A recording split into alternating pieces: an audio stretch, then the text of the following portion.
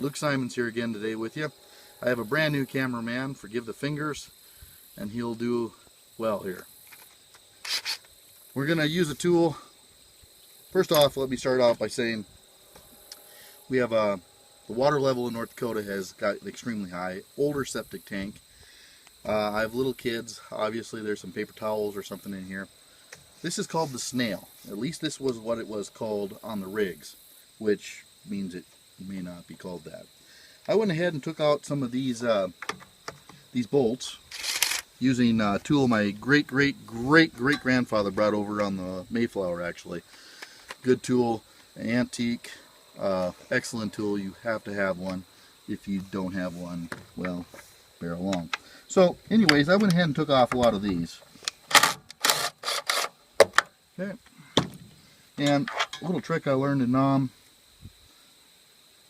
is I try to keep these together. Put them all together, put them on a nice little pile there, and we're good to go. Alright, we're having just a tish of a difficulty. At this time I'll just explain to you what I do. I usually make a little cart. I have talked about this in previous videos, I guess. But the reason I do that is because if you notice here, the engine is cast aluminum. And if you hit one of those ears, that's what that's called, is an ear there, on anything, bumping around on a road or something, what will happen is it'll break. And of course that's the end of a very like new condition engine. Same with there. You know, if this gets bonked around or hit around, and the engine should be stationary when it's running. If not, it'll just vibrate around, if you will. So I did have a couple bolts here too.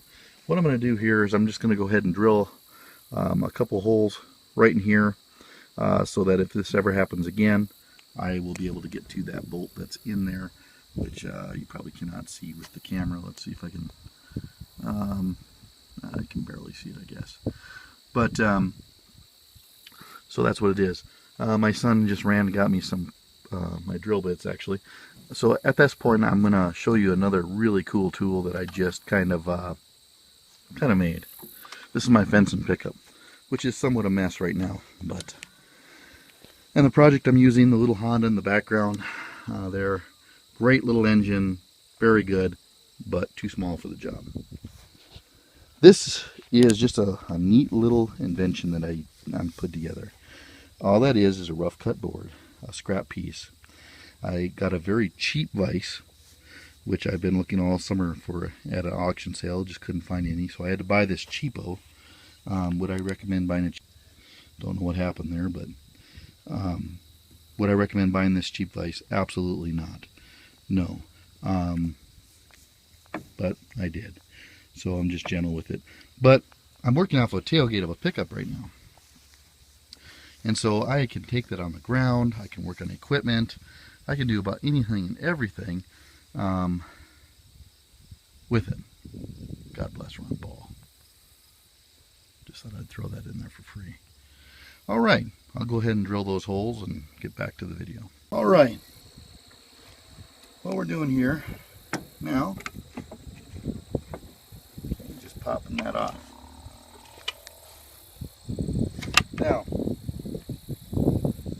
we do have some little pieces of rock in there which could plug it up. Here's the gasket, we'll take good care of that. Put it on my workbench there. Let's pop this off here and see if we're dealing with a broken propeller or what have we here. Sorry about that. My phone had to backfile some videos there. Yeah, but what I was saying, normally I like to have a little magnet. You can buy them at Max Hardware, really any hardware store, probably even Walmart, would have them. Alright, okay. Now this could be the bad news. Look here. Rock. Not good. How'd you get in there, rock? Okay, let's clean out a little bit here. Let's see what we got here. Looks like some seed. This was used for cattle feed for a long time, so probably got some rocks in there or what have you. This is just the end of your crankshaft. Wow, the propellers look great. I'm thinking what we had here is maybe a rock issue. A couple rock issues actually. So let's go ahead and assemble it again, and then we'll get back to it. All right, here's our seal. Got a rubber seal. I wasn't sure what kind of gasket it would have. I already inspected it. Just try to keep it clean if you can. We're just gonna put that on there like so. Take the cover and gently put it on. Oops.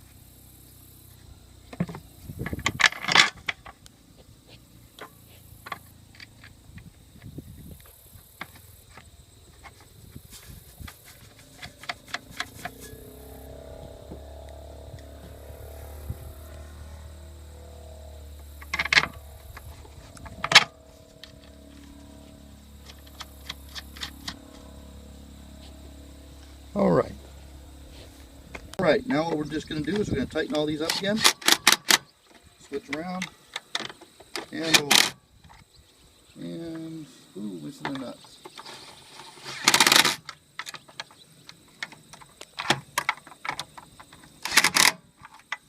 Of course, you don't want to over tighten.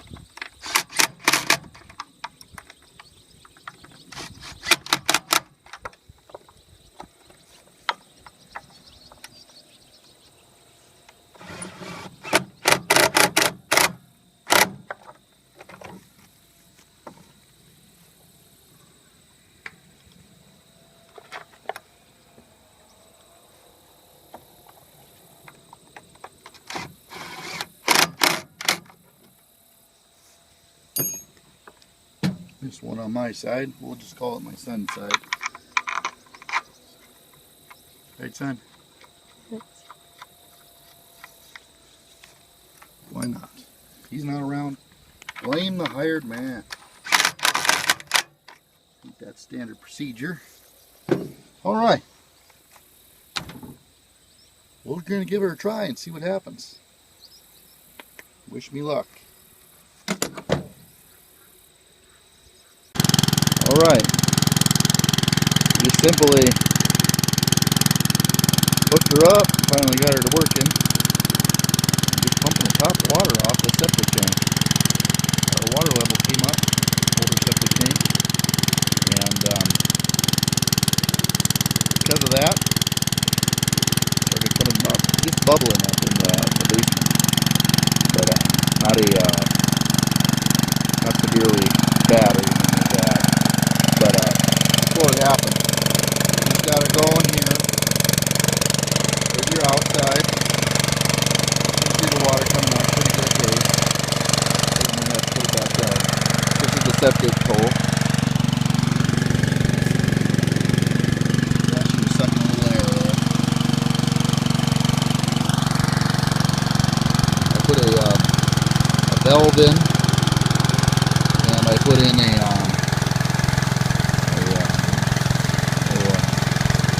filter, if you will.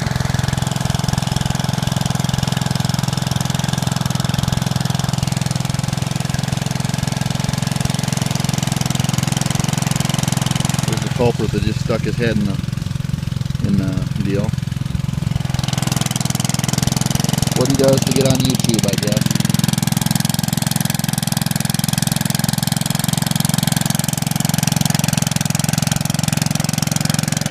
Seafoam